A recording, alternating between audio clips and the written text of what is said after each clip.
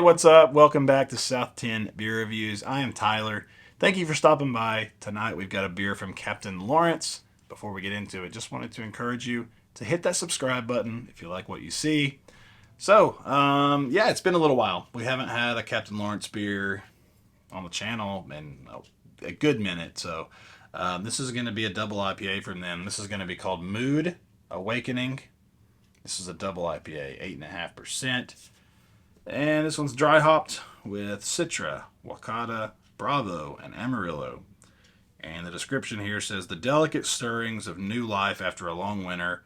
Under a rugged face, a soft counter melody begins to emerge and swell, twisting together as it rises to the fore of a new day, awakening. This was canned on March 17th. Today is April 25th. So we're just about 5 weeks old, something like that. I really like the label on this one a lot, though. Pretty cool stuff. Yeah, kind of excited to get into it. I'm hoping this thing doesn't spew everywhere because I dropped it before I started recording, so we'll see. There it goes.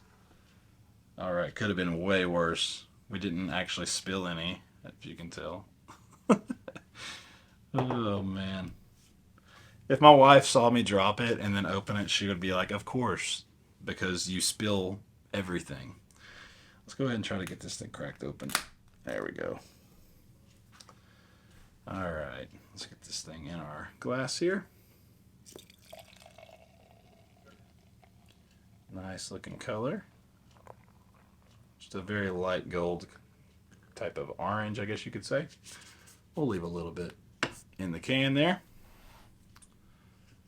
All right, so nice looking beer. Very vibrant gold and orange. It's got about a finger and a half of a pretty soapy head. Medium-sized bubbles there.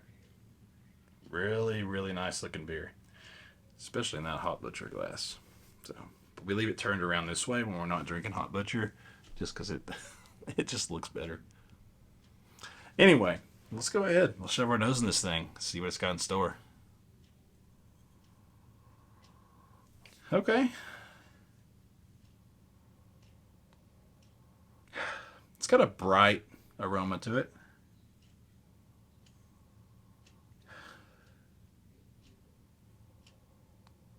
Get him some like earthy, dank orange. Some like orange or some kind of tangerine or something like that. It's a very pithy type of aroma. There is a little bit of a sweet malt character on the backbone. I'm getting a little bit of like an onion and garlic type of dank type of aroma.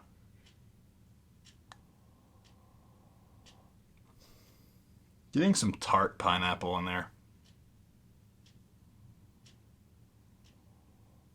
Smells pretty nice. Nothing too crazy, but definitely smells good. So excited to give it a shot. Let's do it.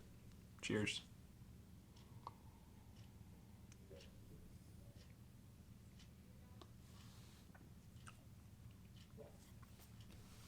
Huh.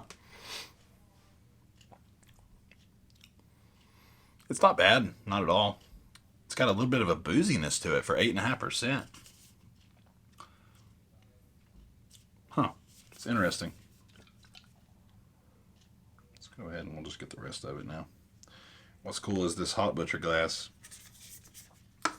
holds a full beer, no problem. So, it's got a sweet type of orange juice character as well.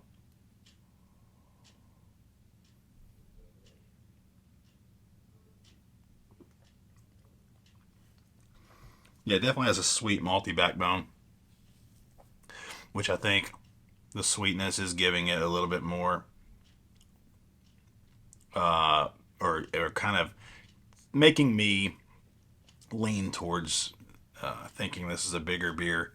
8.5%. I mean, it's pretty standard for a lot of double IPAs, but it's got a pretty prevalent bitterness, or not bitterness. I'm sorry, sweetness to it. It definitely gives it that boozy type of vibe. I mean, the hop flavors come across decently well. It's got a nice dose of citrus, pithy, zesty. It's got a little bit of juicy orange in there.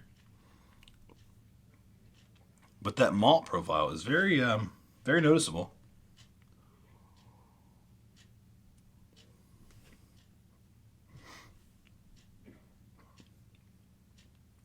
Yeah, you still get a little bit of that onion, garlic type of dankness in the back as well. Not a big bitterness there. I would say light to moderate or light to medium on the bitterness scale.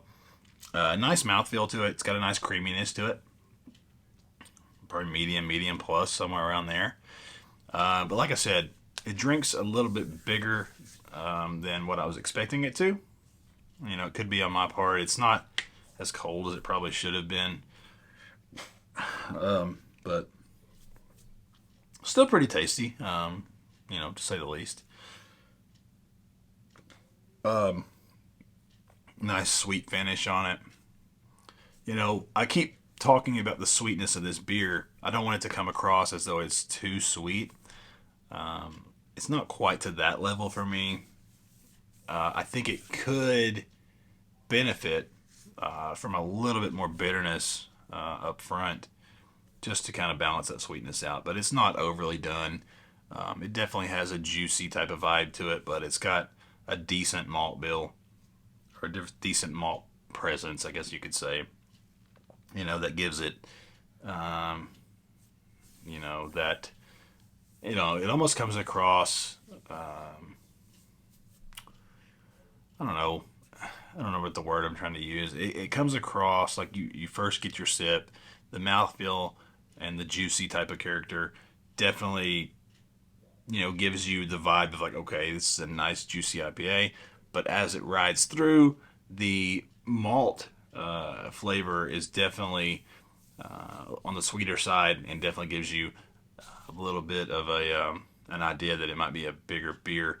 It is, to me, it's almost drinking like a triple IPA. To be honest with you, I mean, that's just what it's reminding me of.